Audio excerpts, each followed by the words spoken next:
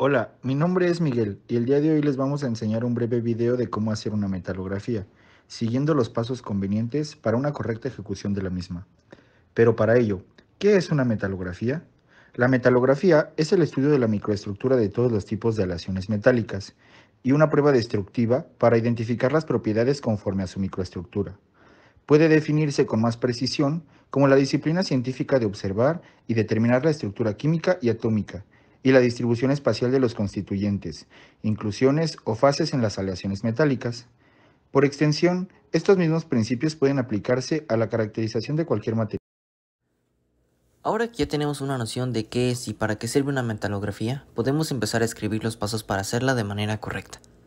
Para comenzar, se debe obtener una muestra del metal a estudiar que sea representativa y fácilmente manipulable para el proceso a realizar, por lo que como primer paso, y después de haber sujetado la pieza en el tornillo de banco, con ayuda de una cegueta se realizará un corte de 5 a 6 centímetros para tener al menos 2 centímetros de separación del tornillo de banco y trabajar sobre el resto. Una vez cortada la muestra, se comienza con el proceso de desbaste preliminar o grueso, para eliminar las purezas en el material generadas por la cegueta. Este proceso se lleva a cabo con limas metálicas y con ayuda de un esmeril. Si la superficie resultante del corte con la cegueta es muy irregular, entonces se procederá a usar el esmeril, para rebajar los relieves grandes que con las limas nos podían llevar más tiempo y esfuerzo, además del riesgo de rayar la probeta. Para este paso debemos utilizar lentes de seguridad, ya que pueden ser lanzados proyectiles muy pequeños que pueden entrar en los ojos.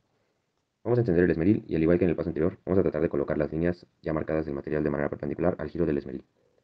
Es importante tomar la pieza con nuestra mano hábil y sostener nuestra muñeca con la otra mano para mayor estabilidad y seguridad. Pues si se llegara a soltar la probeta, esta podría quedar atrapada en las protecciones metálicas del esmeril y romper la piedra del mismo, convirtiendo los fragmentos rotos en proyectiles, por lo que hay que ser extremadamente cuidadosos en este proceso. Se pasa la pieza de derecha a izquierda sin presionar tanto hacia el esmeril. Nos daremos cuenta de cuánta presión estamos ejerciendo por la intensidad con la que salen las pequeñas partículas del material. Deben salir hacia abajo de manera controlada.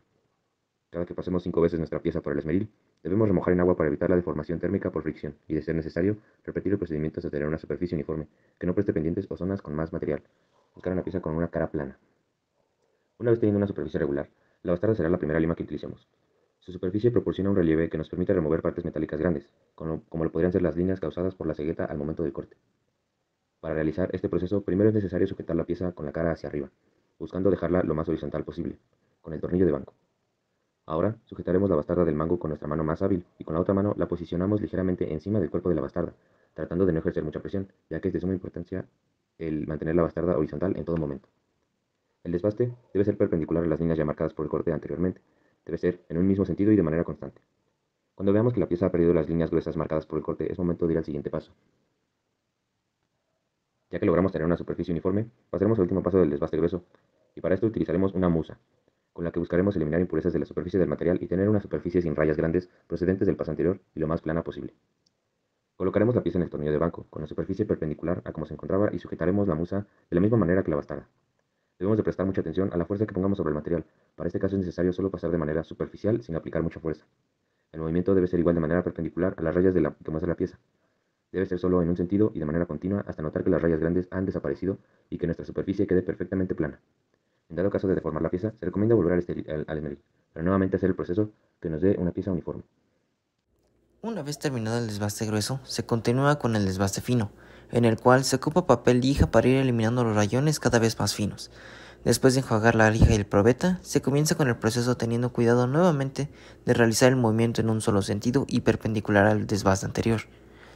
Para esta etapa se comienza con la lija menos fina, que es de 240, para seguir con la de 360, 420 y finalmente la más fina de 600, en donde se debe ir observando una superficie cada vez más brillante y con menos rayones o, en su defecto, más finos y sin rastro del desbaste anterior. En esta etapa, sobre todo, se debe poner mucha atención de no aplicar mucha fuerza a la probeta, pues es más propenso a hacerle rayones profundos con las lijas de menor calibre, es decir, las de menor número de grano, como la de 240, que luego causen problemas al observar la pieza al microscopio. Una vez se desbastó con cada una de las 4 lijas y se obtuvo una superficie regular, plana y sin rayones, se puede proceder con el pulido, el cual consiste en pasar la probeta por un disco giratorio hasta obtener una superficie especular.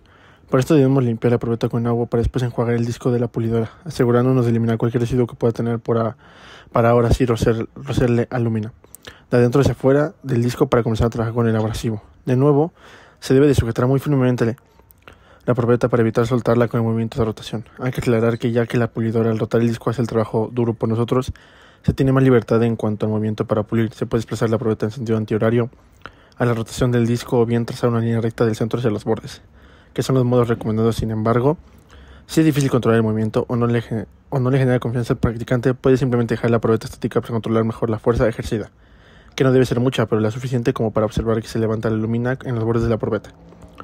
Aunque parezca repetitivo, es importante tener cuidado respecto a cuánta fuerza se le aplica a la probeta, puesto que si bien se debe de observar cómo se levanta la lumina, que se ve tal cual el líquido blanco que se acumula, si se presiona demasiado se comenzará a desgastar el disco, lo cual levantará una masa granular rosa como arcilla, que es un indicador que hay que disminuir la fuerza. Cada pulida debe de durar alrededor de 10 segundos y se puede realizar hasta 3 veces de ser necesario para finalizar el proceso pasando la probeta sobre el disco una última vez, pero ahora rociando agua para enjuagar los restos de la lumina que se pudieran quedar en la superficie de la pieza, para finalmente comprobar si se obtuvo la superficie especular esperada como se muestra en la imagen. De lo contrario, se tendrá que repetir el proceso. Antes de observar el microscopio, será necesario mejorar el contraste opacando la superficie al atacar químicamente en este conital, que es un compuesto de ácido nítrico y alcohol. Como todos los pasos anteriores, hay que tener ciertas precauciones para llevar a cabo este paso, pues se emplea nital y alcohol etílico que son fácilmente evaporables por su densidad, aunque más el nital, que puede incluso llegar a ser peligroso en caso de ignición, por lo que para evitar accidentes será necesario usar lentes de protección y procurar no tocar el nital con nada más que no sea la probeta, pero sobre todo mantener siempre cerrados los contenedores del nital y el alcohol para que no se evaporen. Una vez limpia la superficie de la probeta, se mantendrá sumergida de 1 a 3 segundos en el nital para enjuagar con agua inmediatamente y así detener la reacción. Recordar que solo tenemos 5 segundos para limpiarlo, posteriormente se sumerge en alcohol y se seca en el aire caliente de la secadora. Es importante remarcar que no se debe de tocar ni secar con nada más que a partir de aquí, ni siquiera soplarle, pues se le puede dejar residuos que se verán posteriormente en el microscopio. Finalmente, si al observar la probeta se nota que la superficie especular se tornó opaca, entonces será una señal de que el ataque químico se realizó correctamente. De lo contrario, en el caso de que aún refleje nítidamente la luz, se deberá repetir el proceso.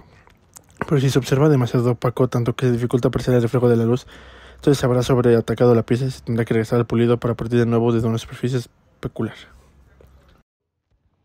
Una vez concluido el ataque químico, lo único que resta es observar la pieza al microscopio, para lo cual solo es necesario colocar la probeta en la platina del microscopio metalográfico con el lente de 10 aumentos, para comenzar con un aumento de 100 aumentos, y así analizar e identificar la composición de la probeta, de la cual se espera que se puedan observar los granos de la microestructura cristalina, así como errores producidos en la técnica del practicante, ya sean rayones o incluso residuos.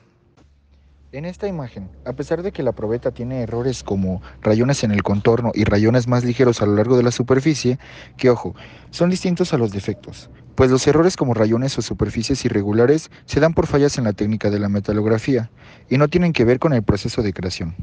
En cambio, los defectos son debidos al proceso de fundición o aleación o malas condiciones de servicio en su vida útil, y pueden ser de carácter atómico o macroscópico, pero debido a errores de su proceso de creación.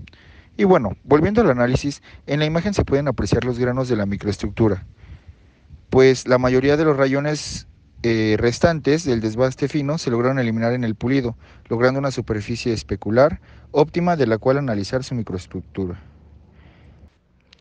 Como sabemos, existen 3 métodos principales para medir el tamaño del grano. El primero es el método de comparación. Dentro de las normas ASTM se encuentra una tabla donde el tamaño de grano está representada por un rango que va desde 1 hasta 8, donde el rango de 1 a 4 representa el grano grueso y del 5 al 8 el grano fino. Entonces, lo que se hace es mirar en el microscopio el material a 100 aumentos y se compara con la imagen que se ve tras él con el de la tabla y se deduce qué tamaño es. Al observar la imagen, de inmediato se sabe que se trata de granos muy pequeños, por lo que se descartan los tamaños del 1 al 6, pues a pesar de que no sea estrictamente a escala, es evidente que el tamaño de grano no corresponde a estos, lo que nos dejaría con las opciones 7 y 8. Al comparar más a detalle el tamaño del grano con ambas imágenes, el tamaño de grano 7 aún queda algo grande para el observado, por lo que se concluye que el tamaño de grano 8 es el que mejor se ajusta al obtenido en la metalografía. Después tenemos el método planimétrico. Es el primer método creado para medir el tamaño de grano en los metales, y es muy lento. Consiste en usar un círculo cuyo tamaño se conoce previamente y cuya área normalmente puede ser de 5.000 milímetros cuadrados. El círculo se extiende sobre una microfotografía o se coloca sobre un proyector y seguidamente se cuentan los granos que están completos dentro del primer círculo y el número de granos que se interceptan en el círculo 2, y así se van contando, y al ser contados es lo que me da el tamaño de grano. Y por último tenemos el método de intercepción.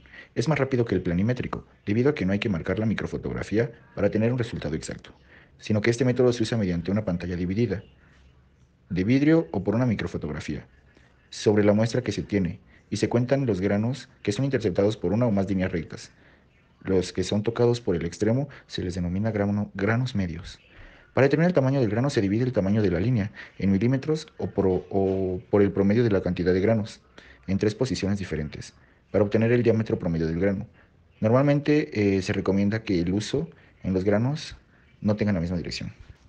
Y bueno, como concepto, la estructura interna de un metal se compone de áreas cristalinas individuales denominadas granos.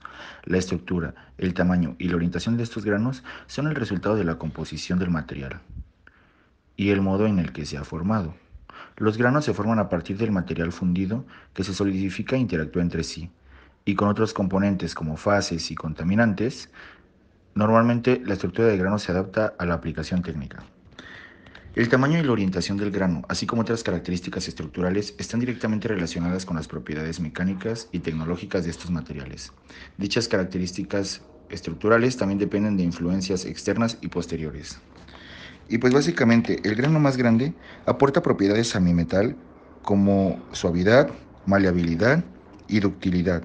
En cambio, los granos más chicos dan propiedades como dureza y resistencia al desgaste. En conclusión, después de repasar los conceptos y procesos que involucran la metalografía, se develó la importancia de la misma para analizar la microestructura de los metales, como se dio en el presente caso, en donde a pesar de los errores cometidos en la técnica de cientos niveles, se logró obtener una superficie viable para observar la microestructura granular, pues al considerar la gravedad de cada uno de los errores y siguiendo el consejo de la profesora de no sacrificar la pieza por un error, se dejaron los errores y rayones que ya no se podían alcanzar a partir del desbaste fino para concentrarse en trabajar la superficie central, lo que dio buenos resultados sobre todo en la técnica de pulido, pues aunque se invirtió mucho tiempo en esta, se lograron eliminar la mayoría de los rayones del desbaste fino y se obtuvo así la superficie especular esperada, lo que permitió identificar la microestructura granular y por lo tanto el tamaño de grano, que resultó en la escala de la plantilla en tamaño 8, que a su vez implica que el metal es duro como se pudo observar durante todo el proceso, sobre todo en el corte con una cegueta, aunque resulta ser muy poco dúctil y poco maleable.